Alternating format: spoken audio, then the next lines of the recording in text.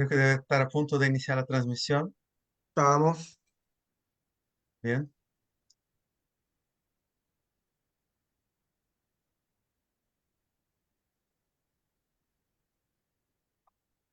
Live bien. ya, estamos en vivo. Bienvenidos, queridos amigos de Facebook. Un saludo muy grande aquí de Zoom, de parte mía, de parte de Gabriel, de parte de todos nuestros amigos y hermanos que estamos aquí en el Zoom y por medio del Zoom transmitiendo a Facebook. Un abrazo grande para cada uno de ustedes. Como se deben acordar, el lunes pasado estuvimos estudiando una lección extra, en realidad, sobre los 144.000. Y hoy vamos a iniciar el estudio de la lección número 12, que corresponde al capítulo 14 de Apocalipsis. Quisiera comentarles, queridos amigos, oyentes, hermanos, que el capítulo 14 de Apocalipsis es un capítulo clave dentro del estudio de Apocalipsis. Es el clímax del libro.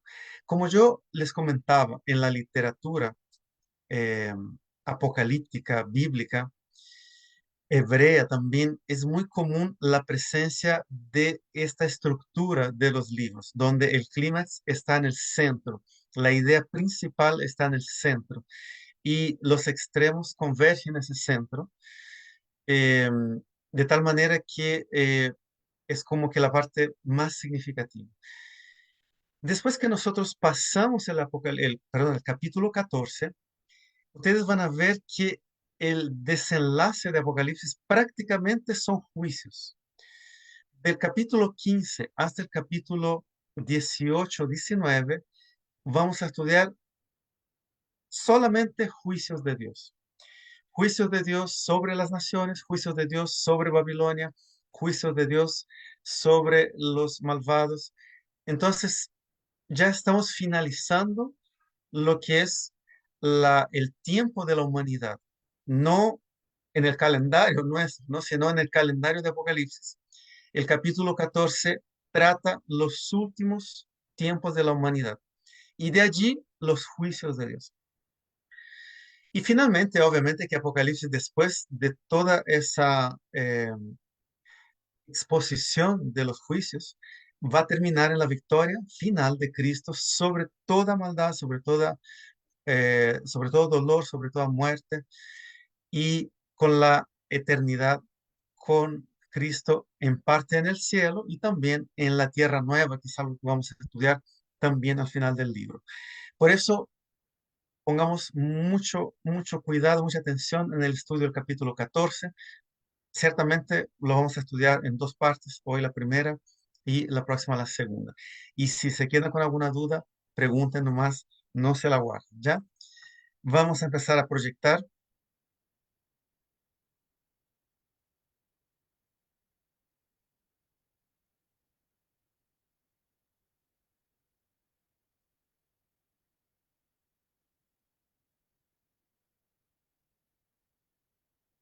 ¿Me confirmas, Gabriel? Por favor, si está Ya estamos. saliendo Está la imagen de Los Ángeles, ¿no es de Los cierto? Ángeles. Sí. Vamos a la primera pregunta. Sí, solo un pequeño detalle aquí. Bueno, Ok. el Apocalipsis, el capítulo 14 de Apocalipsis va a iniciar con una idea teológica que se llama el mensaje de los tres ángeles. Ustedes van a notar que este mensaje está claramente colocado en el tiempo del fin. La medida que lo vayamos estudiando, lo vamos a ir ubicando en el tiempo, punto de partida, hasta donde llega, pero es un mensaje que está dentro del espectro del tiempo del fin y debemos tomarlo en consideración justamente para lo que estamos viviendo en este tiempo, ¿ya? Como eje central, a pesar de que Apocalipsis tiene muchas enseñanzas para nosotros en este tiempo, pero desde el punto de vista del tiempo profético, estos mensajes son desde el inicio del tiempo al fin hasta nuestros días. Em, Muy bien. Vamos a empezar, Gabriel, con la pregunta uno. La pregunta uno dice, ¿qué ve Juan descender del cielo? Apocalipsis 14, 6, 8 y 9. Muy bien, vamos a proyectar entonces Apocalipsis, capítulo 14, versículos 8 y 9. Dice 6, 8 y 9. Ah, disculpa. Partimos Sí, con el 6. Ok, entonces dice, vi volar por en medio del cielo a otro ángel que tenía el evangelio eterno para predicarlo a los moradores de la tierra, a toda nación, tribu, lengua y pueblo. Otro ángel le siguió diciendo, ha caído Babilonia, la gran ciudad, porque ha hecho beber a todas las naciones del vino del furor de su fornicación. Y el tercer ángel del, perdón, y el tercer ángel lo siguió, diciendo a gran voz, si alguno adorara a la bestia y a su imagen y recibe la marca en su frente o en su mano, vamos a completar aquí para que no quede tan en el aire. ¿sí? Él también beberá del vino de la ira de Dios que ha sido vaciado puro en el cáliz de su ira y será atormentado con fuego azufre delante de los santos ángeles del Cordero. Muy bien, entonces, en primera instancia vamos a responder en forma sencilla esta pregunta, solamente con la idea de que Juan ve en esta visión, ¿qué cosa? Tres ángeles, ¿Tres ángeles? entre paréntesis, o mensajeros celestiales. Eh, Cuando Tres ángeles. la Biblia usa la palabra ángeles, es importante entender que el término ángel no necesariamente solo se refiere a un ser celestial, sino también puede significar mensajero.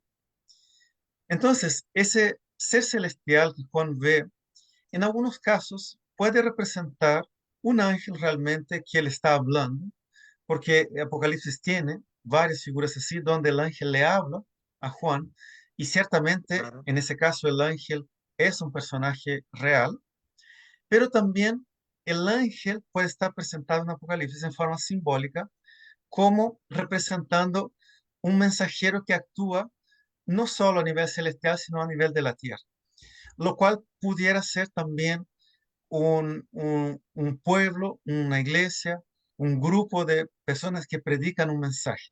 ¿Ok? Sin embargo, eso es un concepto que no es que tenga gran relevancia o dogma teológico, pero sí se puede entender tanto como un ángel que apoya a un pueblo a predicar un mensaje o es el mismo pueblo predicando ese mensaje. Las dos formas de entender tienen sentido, ¿ya? Para lo que es esta figura de lo que Juan ve allí. Eh, el otro aspecto que es importante destacar es que esos ángeles tienen una secuencia temporal, ya vamos a ver en la medida que los vayamos estudiando, donde se inicia el primer ángel con una advertencia clara y con la advertencia de un juicio. Y ese juicio vamos a compararlo con el juicio que ya estudiamos, el llamado juicio investigativo, y después vienen otros juicios ya frutos de la conducta de Babilonia, de las fuerzas de este mundo que desecharon la voluntad de Dios y las invitaciones que Dios hace a continuación. Así que vamos a pasar a la segunda pregunta para empezar Claro. a estudiar este mensaje, Gabriel. Dice, ¿cuál es el anuncio que trae el primer ángel? Apocalipsis 14, versículo 7, querido Cabe. Eh, Tenemos que, para poder, el ángel, el primer ángel en realidad, perdón, se me olvidó hacer la nota aquí, pero el primer ángel, lo que él habla está en el versículo 6 y 7, así que vamos a retomar el 6 y poner el 7 también, ¿ya? ¿Listo? Dice, Vi volar por en medio del cielo otro ángel que tenía el evangelio eterno para predicarlo a los moradores de la tierra, a toda nación, tribu, lengua y pueblo, diciendo a gran voz: temed a Dios y dadle gloria, porque la hora de su juicio ha llegado, y adorad a aquel que hizo el cielo y la tierra, el mar y las fuentes de las aguas. Muy bien, gracias, Gabriel. Vamos a empezar a desvelar un poco este texto. Tiene muchos elementos. Vamos a tratar de ir separándolos por partes para que podamos entender el mensaje del primer ángel, ¿ya? Em, Debemos recordar que desde que empezamos Apocalipsis 12, 13 y 14, estos tres últimos capítulos que hemos estado estudiando conectan el conflicto del cielo de Satanás con Cristo y los ángeles con el conflicto en la tierra de Satanás contra la iglesia y contra el remanente de la iglesia, que son aquellos que guardan los mandamientos de Dios y tienen el testimonio de Jesús. Y también vemos el conflicto en la tierra de poderes terrenales que militan en contra del pueblo de Dios, los que sinceramente siguen la palabra de Dios y son fieles a Dios. ¿Qué pueblo, qué grupo, elementos identificamos en la profecía? Identificamos el papado, ¿no es cierto? Como iglesia romana, católica, apostólica, ese poder terrenal que tuvo durante 1260 años gobernando casi sin igual en la tierra, el cual sufrió una herida de muerte, después se restauró, se ha ido restaurando gradualmente y según esa profecía se va a recuperar su poder y su fuerza, también su autoridad, con el respaldo muy fuerte también de la nación de los Estados Unidos, que vimos que aparecía como un cordero, como un carnero, perdón, con dos cuernos, y que hablaba como cordero, que tenía una apariencia de cristiano, pero tenía una acción como de dragón, o sea, practicaba cosas malas también en su poderío y su fuerza. Ahora, ojo, porque muchos de los elementos que nosotros estudiamos no se están cumpliendo todavía, sino que es una confabulación final de muchos poderes que se va a deflagrar totalmente más adelante. Todavía no está configurado todo esto. El papado sigue siendo una influencia moderada, solamente, digamos, en su discurso, por lo menos en lo que nosotros vemos. Estados Unidos también no está en esa posición, pero vamos a ver qué va a ir pasando en el futuro. Em, También nosotros vimos que todos esos eventos culminaban con la persecución de los hijos de Dios, con el intento de imponerles una marca para que adorasen a la bestia. O sea, el problema del fin del tiempo, queridos, no es una marca ni en la mano, ni siquiera un chip, tampoco el carnet de identidad, no con qué vas a comprar, sino que el problema es de adoración. Recuerden que la clave de todo el libro de Apocalipsis es adoración. Nosotros vimos eso. Ya la clave del libro de Daniel era juicio y la palabra clave del libro de Apocalipsis es adoración. En el último tiempo, el desafío de todo cristiano, de todo creyente sincero es a quién él va a adorar. Él va a adorar al Dios que creó los cielos y la tierra, el mar y todo lo que en ellos hay, como vamos a ver luego, o va a adorar una imagen engañosa de la fe, va a adorar al hombre tratando de ser igual a Dios, pareciendo ser Dios y su autoridad terrenal, siendo que por detrás de él está el dragón, no está Dios. ¿Ok? Entonces el tema es adoración. Y Apocalipsis revela claramente cuáles son los símbolos externos de esa adoración, que tienen que ver con qué, con la ley de Dios. ¿Por qué? Porque la imagen de la bestia, ¿qué es lo que busca hacer? Trastocar la ley de Dios y poner mandamientos humanos en medio de ella. Y nadie tiene autoridad en la tierra para trastocar la ley de Dios. La ley de Dios es inmutable, como hemos estudiado en la lección también, ¿no es cierto, Gabriel? Eh, David amaba la ley de Dios. La ley de Dios es santa, justa y buena. Entonces, no hay ningún respaldo bíblico para hacer alguna alteración del mandamiento de Dios. Bien, entonces, ¿Sabes? volviendo aquí a nuestro ¿Sabes? concepto, sí, Solamente quería hacer un alcance que tú lo reafirmara, porque en definitiva los mandamientos, como estudiamos también en la escuela sabática de la semana pasada, justamente se dividen en dos, ¿verdad? Es el amor a Dios y el amor al prójimo. ujú, El amor a Dios son los cuatro primeros mandamientos y los tres y otros medio, seis, perdón, los tres y medio primeros mandamientos. dime, bueno, el, y los otros seis mandamientos del amor al ¿Qué prójimo, otros pero seis y medio? seis y medio, ¿por qué y medio?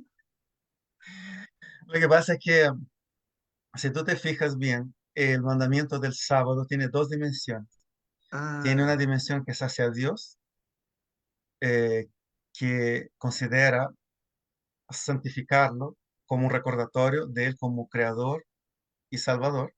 Y también tiene la dimensión del ser humano, donde yo debo permitir que todos los que puedan trabajar para mí descansen también, ni buey, ni asno, ni esclavo, ni esposa trabajen ese día. Todos los que están bajo mi cuidado, tutela. Entonces tiene una dimensión humana también, humana, sí, por supuesto, además de la dimensión divina. pero Exactamente.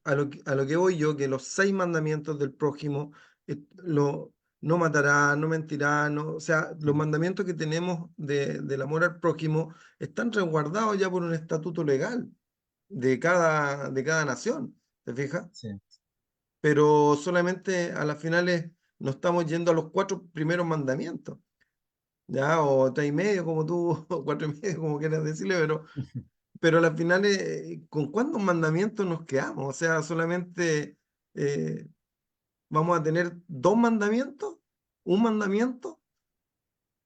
Entonces son menos los mandamientos, son mucho menos las cargas que nosotros debemos tener en nuestra vida frente a estos 10 mandamientos que las personas a veces lo ven como un desafío como tremendo y no lo es. Entonces, desmarcarnos de ese tema de que es una carga social prácticamente, guardar los mandamientos. A eso me quiero Sí, no, referir. eso es muy importante.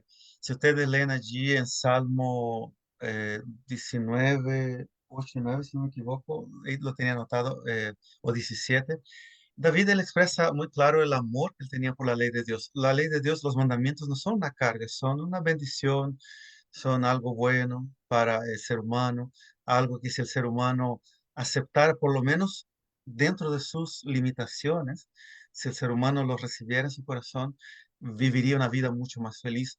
Pero todos nosotros somos transgresores de los mandamientos, no podemos pensar, y yo he insistido mucho en eso, por favor, todos tengamos claro que el tema de que en el final del tiempo la señal de Dios y la señal de la bestia esté involucrada un mandamiento específico en el sentido externo, no significa que solamente ese mandamiento involucra la santidad y la verdad del creyente. Mucho por el contrario, el creyente solo va a ser fiel a ese mandamiento si efectivamente a los otros también está siendo transformado por Dios para ser.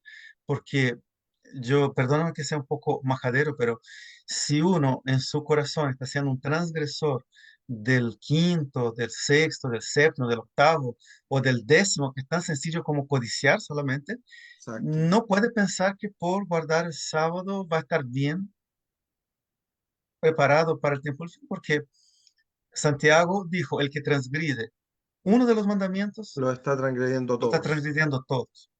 Exacto. Entonces, efectivamente, vamos a estudiar eso luego. Todos nosotros somos pecadores, contamos con la gracia y la bondad de Cristo, pero tenemos que ser hombres y mujeres que amen a Dios y sus mandamientos. No podemos ser hombres y mujeres que ningunean o desechan los mandamientos. Eh, bien, vamos a ir aquí un poquito en el texto bíblico. Dice el ángel, diciendo a gran voz, temed a Dios y dadle gloria porque la hora de su juicio ha llegado. El concepto de temer a Dios, amados hermanos, es justamente lo que estamos hablando.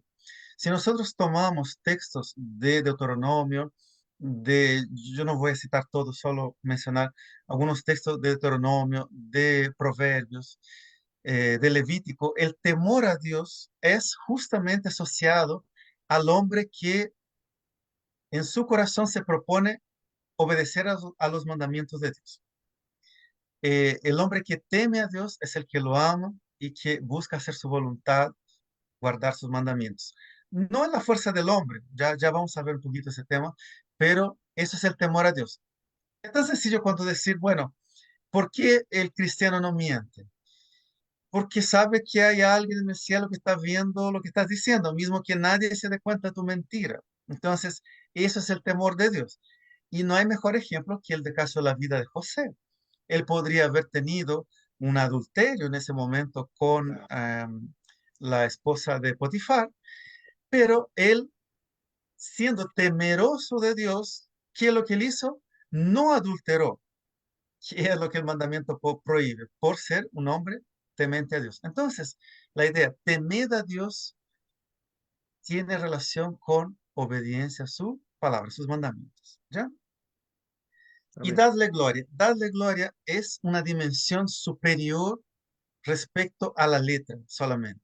Darle gloria es un concepto, mis queridos hermanos, donde el creyente entiende que además de una vida de obediencia a Dios, él tiene que vivir una vida que glorifica a Dios en todas las dimensiones de su vida.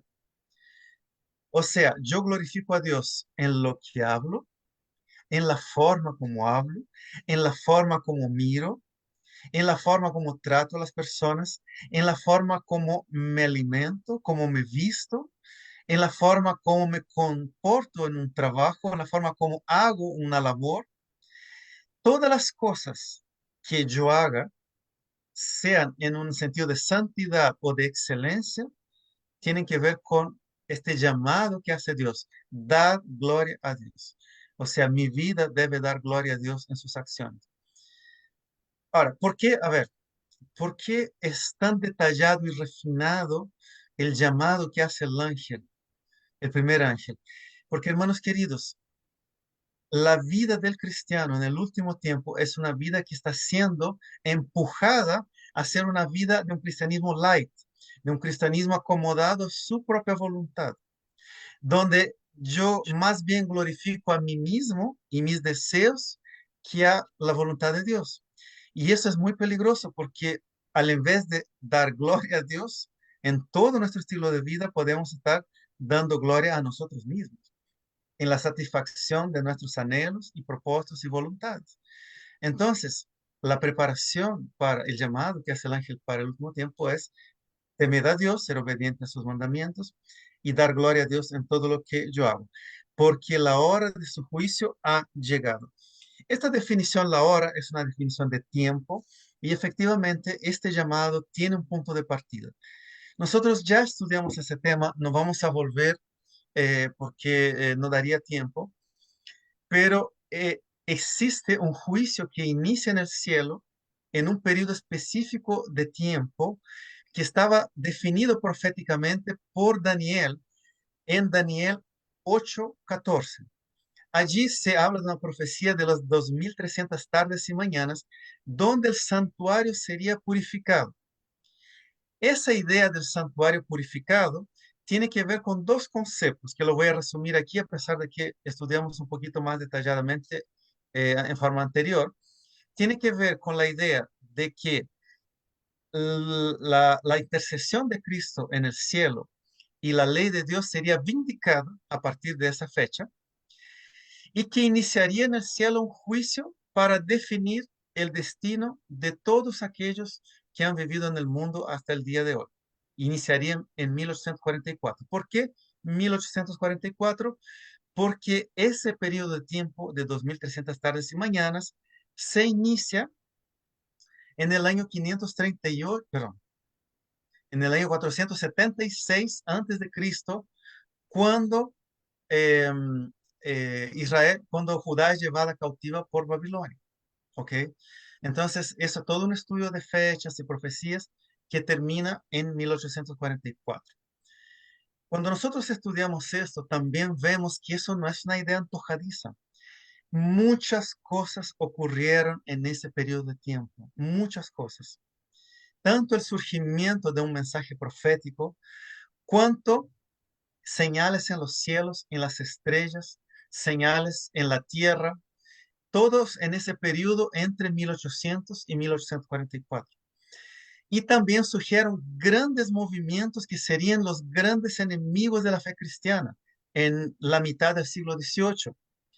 El movimiento espiritista, el darwinismo, saliendo con la idea fuertísima. Ustedes saben que Darwin es el padre de la teoría del evolucionismo, hoy presente masivamente en el medio científico, siendo que en ese tiempo la fe en Dios era la base de la ciencia. Y también, ¿qué más surgió? En ese mismo periodo de tiempo surgió Comunismo, el marxismo. del marxismo en Marx lanza su libro en 1944. 1958, me parece. Pero Eh, se acuñó en 1844 la célebre palabra que la religión es el opio del pueblo. sí, claro, eso no está así en el Capital, está en otros textos escritos. Ahora, el punto clave es que dentro de ese periodo de tiempo, uno nota que si bien la Biblia habla de un suceso celestial, uno ve que aquí en la tierra ocurrieron muchas cosas que dan un respaldo histórico profético muy sólido a esa fecha. Entonces, ese periodo es donde empieza el mensaje del primer ángel. Es el momento donde el primer ángel empieza a decir a gran voz: temed a Dios, dadle gloria, porque la hora de su juicio ha llegado. Empieza el juicio investigativo desde Adán y va avanzando. No sabemos en dónde está eso, la Biblia no lo revela. No sabemos en qué momento puede pasar el nombre de las personas vivas. No, eso la Biblia no lo revela, pero lo importante es que entendamos qué es lo que nos va a librar de ese juicio. Ya lo vamos a ver. Bien, pero dice también, ha llegado el juicio y adorar a aquel que hizo el cielo, la tierra, el mar y las fuentes de las aguas. Noten que aquí hay una identidad de a quien yo adoro. Fíjense bien, está diciendo, adoren a quién, aquel que hizo la Los tierra, el mar y las fuentes de las aguas. Ahora, pare para pensar un poquito, por favor, y recuerden nuestro estudio del capítulo 13. ¿Qué es lo que la bestia y el carnero, qué es lo que esas dos bestias querían que fuera adorado? La imagen de la bestia, ¿ya? La imagen de la bestia. O sea, esas fuerzas están empujando el mundo para que adoren la imagen de la bestia, para que ejerzan adoración en algo opuesto a Dios.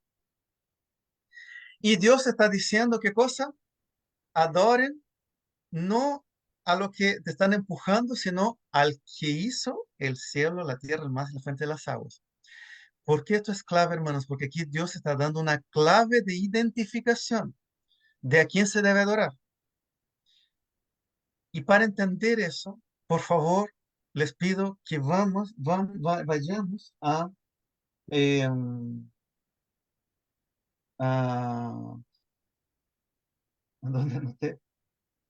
Perdón. A Segunda de Corintios, capítulo 11, versículo 14. seguimos en la pregunta 2, ¿verdad? Sí, que con las dos vamos a responder las cinco también, así que Ok, no se segunda de aflijan, Corintios. va a quedar lista las cinco. Perdón, Segunda de Corintios, Segunda de Corintios. capítulo 11, y vamos a leer el versículo 14. Vamos a ver qué dice Pablo. Ya no es maravilla porque el mismo Satanás se disfraza como ángel de luz. Ya, pongámonos en acuerdo entonces.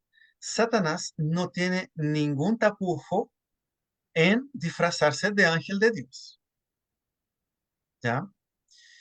Y como vamos a ver en el texto siguiente que vamos a leer, tampoco tendría tapujo ni siquiera en presentarse como Cristo mismo. De tal manera que no es la idea de que alguien hable Cristo y todo es verdad. Que alguien diga, soy un ángel de Dios y todo es verdad. Porque Satanás no tiene ningún problema en disfrazarse. Vamos a Mateo capítulo 24, versículo 24.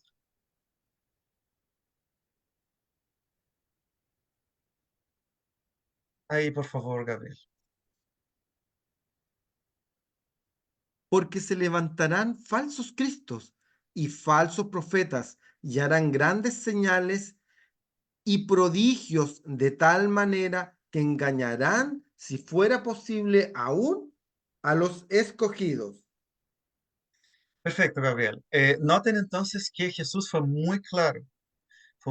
Decir, vengo en nombre de Cristo, decir, creo en Cristo, decir, confieso que soy cristiano o profeso la fe cristiana, no es una garantía suficiente para asegurar que una iglesia, sea un grupo, sea un predicador, sea un profeta, esté hablando verdaderamente de parte de Dios.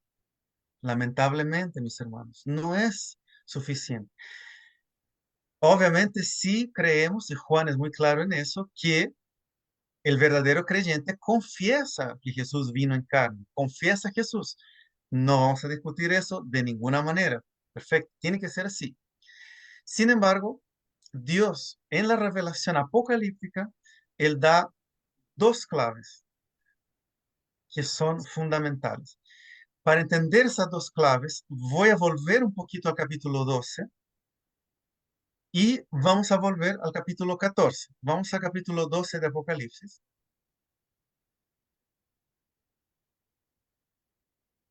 Vamos a leer el versículo 17 de nuevo que ya lo habíamos leído. Ahí, Gabriel, el capítulo 12, Vamos, dice. 17, por favor. Entonces el dragón, que ya sabemos que es Satanás, Sí.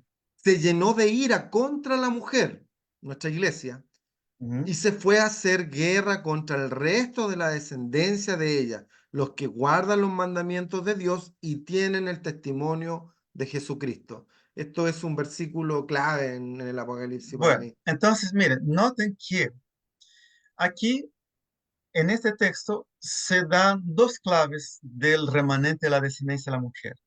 Guardar los mandamientos de Dios y esto está asociado con el mensaje del primer ángel. ¿Por qué? Porque el primer ángel dice, temed a Dios. ¿Y de qué manera yo temo a Dios? Sino siendo obediente a los mandamientos. No hay otra cosa, porque los mandamientos reflejan lo que es pecado y lo que no es. Y tienen el testimonio de Jesucristo, o sea, creen en Cristo y en su inspiración. Después vamos a dilucidar eso un poco más, pero quedémonos en la obediencia a los mandamientos y la fe en Jesús. Ahora, vamos a Apocalipsis 14 de nuevo, un poquito más adelante de donde estamos, y vamos a leer el versículo 12.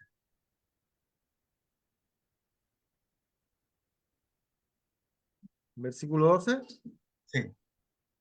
Aquí está la paciencia de los santos, los que guardan los mandamientos de Dios y la fe de Jesús. Muy Nuevamente. bien. Aquí tenemos en juego dos elementos clave, más un tercero que es importante también, eh, los mandamientos y la fe de Jesús. Y la paciencia, los cristianos del último tiempo son pacientes, ¿no? No pueden ser hombres impacientes, intempestivos, ¿ah? Así que ojo con el carácter también. Ahora, tomando en cuenta estas dos claves proféticas del engaño del último tiempo, o sea, para estarnos libres del engaño del último tiempo, nuevamente pongamos este texto. Ha llegado la hora de su juicio, adorad, recuerden, adorad, honrar, venerar a Dios. ¿Cuál Dios? Cualquiera que se me diga yo creo en Dios, no. Al que hizo los cielos y la tierra, el mar y las fuentes de las aguas. Al Dios creador. Ahora, mis queridos, estamos hablando de los mandamientos, estamos hablando de la fe de Jesús. ¿Cuál mandamiento coloca a Dios como el creador del cielo, de la tierra, del mar y de las fuentes de las aguas? Qué bueno, Javier. Yo no había ¿Cuál hecho esa. mandamiento? Vamos a ir al Éxodo 20 y revisar los 10 mandamientos. Y ahí vamos a entender, queridos, por qué nosotros eh, tenemos que predicar esta verdad, porque es una verdad clave en la palabra de Dios. Vamos a Éxodo capítulo 20, solo que yo voy a hacer un pequeño cambio. Yo voy a proyectar desde la Biblia Reina Valera 95 mi pantalla aquí en la web, que tengo aquí la Reina Valera 95 y vamos a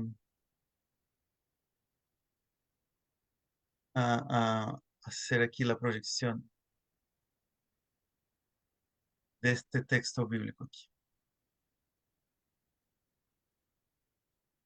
Em, Ya, Gabriel, los 10 mandamientos empiezan en el versículo 3, Éxodo 20, partiendo del versículo Sí. 3, ¿ya? ¿Vamos a leerlos todos? Sí, sí, vamos a leer Ok. todos, es Dice, rapidito, no, no hay problema. sí. Pero, No pero tendrás, sí, hagamos la pausa del número de los mandamientos, ¿ya? Este es primer el mandamiento, primero, este es el claro. segundo. Entonces, primer mandamiento. No tendrás dioses ajenos delante de mí. Muy Primer bien, primer mandamiento. mandamiento. Segundo mandamiento. No te harás imagen ni ninguna semejanza de lo que está arriba en el cielo, ni abajo en la tierra, ni en las aguas debajo de la tierra. No te inclinarás a ellas ni las honrarás, porque yo soy Jehová tu Dios, fuerte, celoso, que visito la maldad de los padres sobre los hijos hasta la tercera, cuarta generación de los que lo aborrecen. Y hago misericordia por millares a los que me aman y guardan mis mandamientos. Muy bien, tercer mandamiento. No tomarás el nombre de Jehová tu Dios en vano, porque no dará por inocente Jehová a quien tome su nombre en vano. Muy bien, cuarto mandamiento. Dice, acuérdate del sábado para santificarlo. 6 días trabajarás y harás toda tu obra, pero el séptimo día es de reposo para Jehová tu Dios. No hagas en él obra alguna, tu hijo, ni tu hija, ni tu siervo, ni tu criada, ni tu bestia, ni extranjero que está dentro de sus puertas, porque 6 días hizo Jehová los cielos, la tierra y el mar, y en todas las cosas que en ellos hay, reposó el séptimo día. Por tanto, Jehová bendijo el sábado y lo santificó. Muy bien, el sexto. Honra a tu Perdón, el padre, quinto, el el quinto, disculpe. quinto, honra a tu padre y a tu madre para que tus días se alarguen en la tierra Jehová tu Dios te da, que Jehová tu Dios te da. El sexto, No matarás, el séptimo, no cometerás adulterio, el octavo, no hurtarás, el noveno no dirás contra tu prójimo falso testimonio. y el décimo. No codiciarás la casa de tu prójimo, no codiciarás la mujer de tu prójimo, ni su siervo, ni su criada, ni su buey, ni su asno, ni cosa alguna de tu prójimo. Muy bien, gracias, gracias. Quería que leyéramos todos detalladamente para que nadie tuviera duda de cuál es el mandamiento que menciona justamente esto. Porque en 6 días hizo Jehová los cielos y la tierra, el mar y todas las cosas que en ellos hay. Ay, Entonces, queridos, si yo voy al séptimo, al versículo 7 de Apocalipsis 14, ¿cuál es la invitación? ¿A adorar a quién? A aquel que hizo el cielo, la tierra, el mar y las y fuentes de las las fuentes de aguas. las aguas. Entonces, honrando cuál día yo adoro a aquel que hizo el mar, las fuentes, el mar, perdón, el cielo, la tierra, el mar y las fuentes de las aguas. El ¿Cuál cuarto. es el día que realmente reconoce que Dios creó los cielos en 6 días? Y descansó el séptimo. El cuarto. el cuarto. ¿Por qué creen que el enemigo impulsó a la iglesia primitiva a cambiar el día gradualmente hasta que llegase la era de de la influencia de los emperadores en la iglesia y ya decretar eso en forma formal? Porque sabía que de esa manera estaba apartando al pueblo de la adoración al Dios que creó todas las cosas. Estaba poniendo una semilla de rebelión y una semilla de apostasía, en realidad.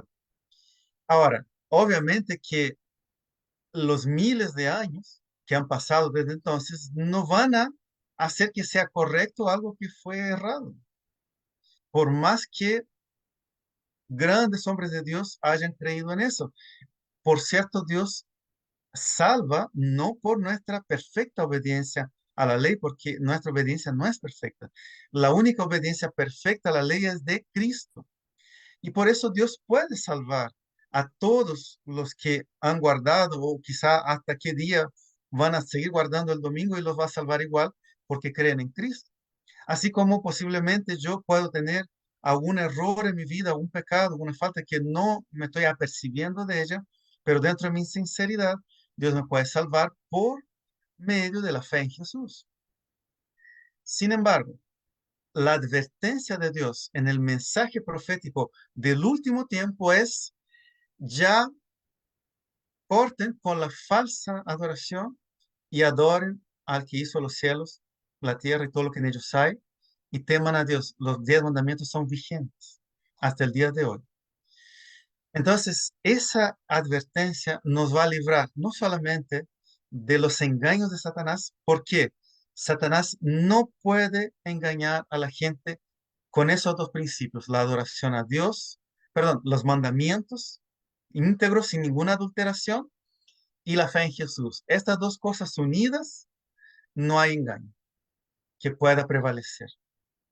¿Ok? Entonces ahí es muy importante que tengamos eso claro. Ahora, eh, es importante también que entendamos que Dios puede salvar a las personas que con sinceridad creen en Él, no por su perfección en la obediencia. Eso debemos entenderlo. El juicio de Dios no, para que seamos salvos delante del juicio de Dios, no dependemos de las obras, no dependemos del sábado, no dependemos de ser perfectos, pero sí tenemos que tener un corazón y una mente redirigidos por Cristo para la obediencia y no rebeldes en la desobediencia.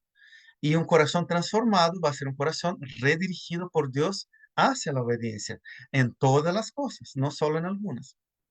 De tal forma que eso va a ser el parámetro de justicia que Dios va a poner para todas las personas, para toda la humanidad. ¿Ok? Bien, vamos a responder la pregunta 2 y la pregunta 5 Cinco, rápidamente exacto. y ahí vamos a terminar con las otras que están en el medio de forma breve porque ya tenemos claro casi todo lo que teníamos que tratar hoy. ¿Mm? Vamos al primer ángel, perdón, a la pregunta 2. ¿Qué decía Gabriel? La número 2 dice, Sí, ¿cuál es el anuncio que trae el primer ángel? muy bien. Vamos a poner aquí resumido, ¿no es cierto? ¿Sí? Temer a Dios, en paréntesis, obediencia a sus mandamientos. No sé si va a caber, pero vamos a intentar. Darle gloria,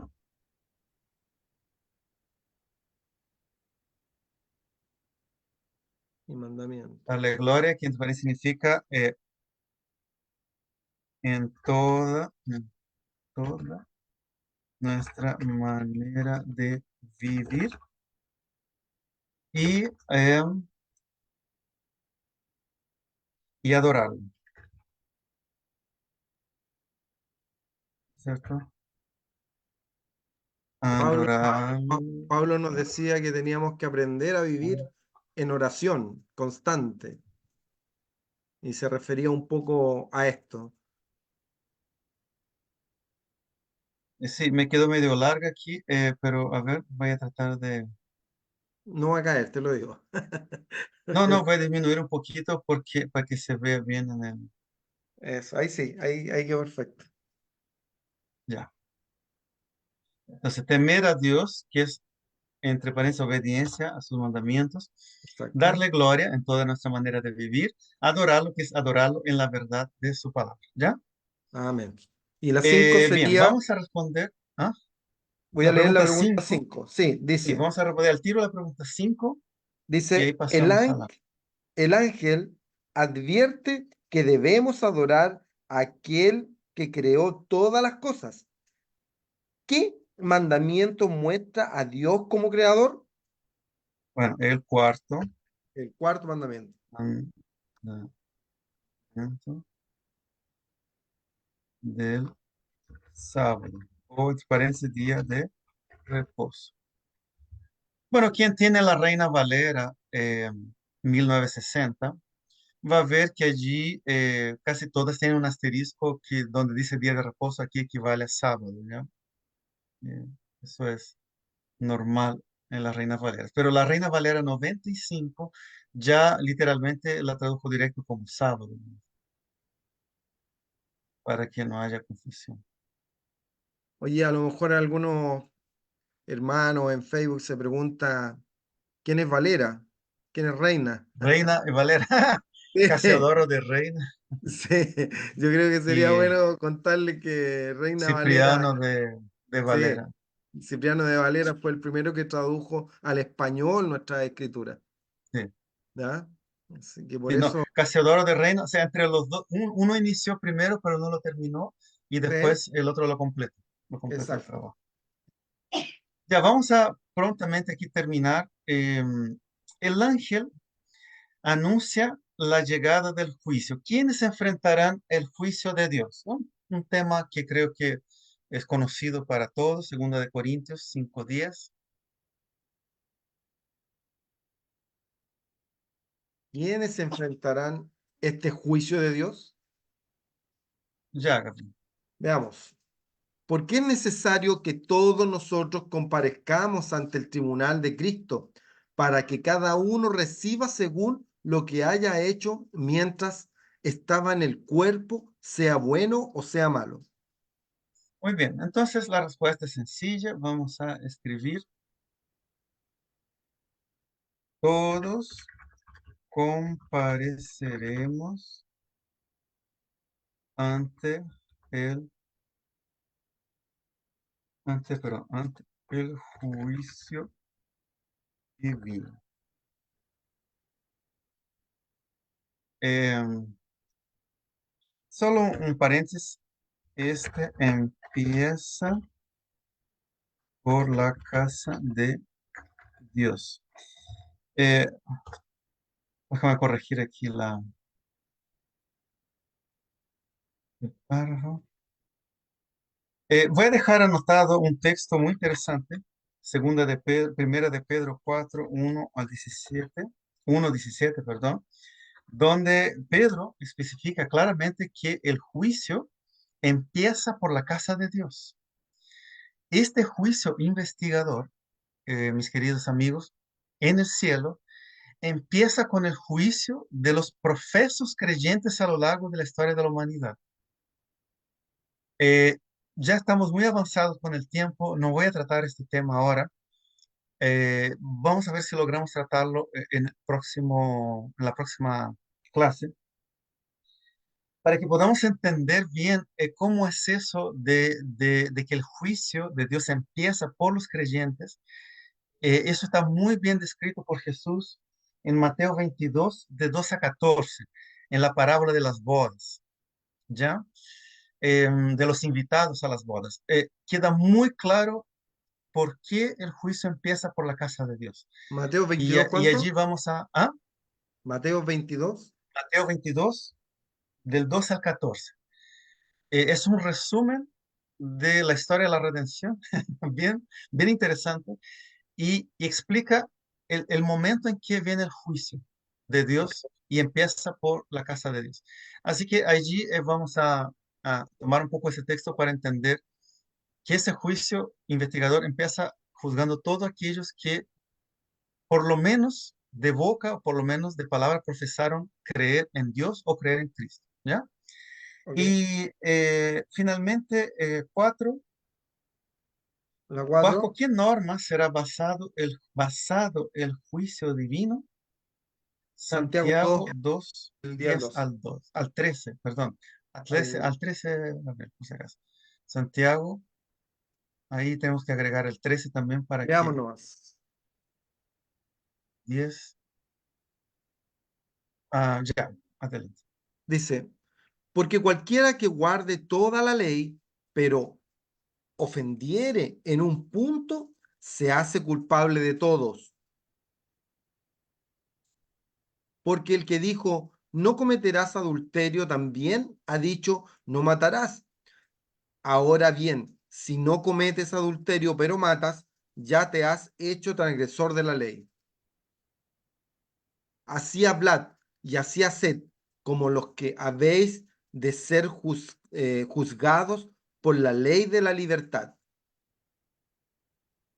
Porque juicio sin misericordia se hará con aquel que no hiciera misericordia, y la misericordia triunfa sobre el juicio.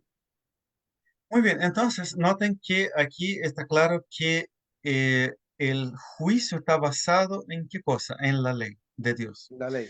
Ahora, Santiago menciona un término que a veces puede ser un poquito difícil de entender, que es la ley de la libertad.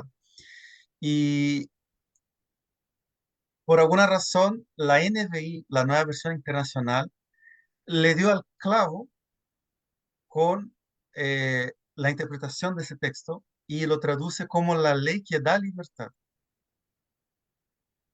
Y ese concepto es mucho más claro. ¿Por qué? Porque cuando el Hijo de Dios es regenerado por la fe en Cristo, por la salvación, la ley de Dios es escrita en su corazón, como dice Hebreos 8 y Hebreos 10.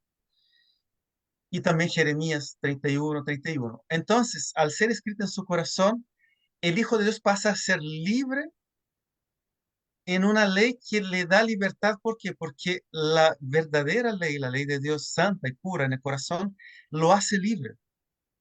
¿Por qué? Porque ya no es más esclavo de qué? Del pecado, Claro, ¿ya? Entonces, la verdadera libertad no es no tener ninguna ley que guardar. La verdadera libertad es ser libre de las cadenas del pecado para observar la ley de Dios.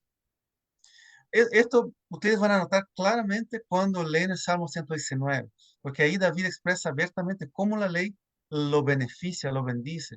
Entonces, él tiene otra perspectiva de la ley, diferente a la que tenían los judíos del tiempo de Jesús, los fariseos.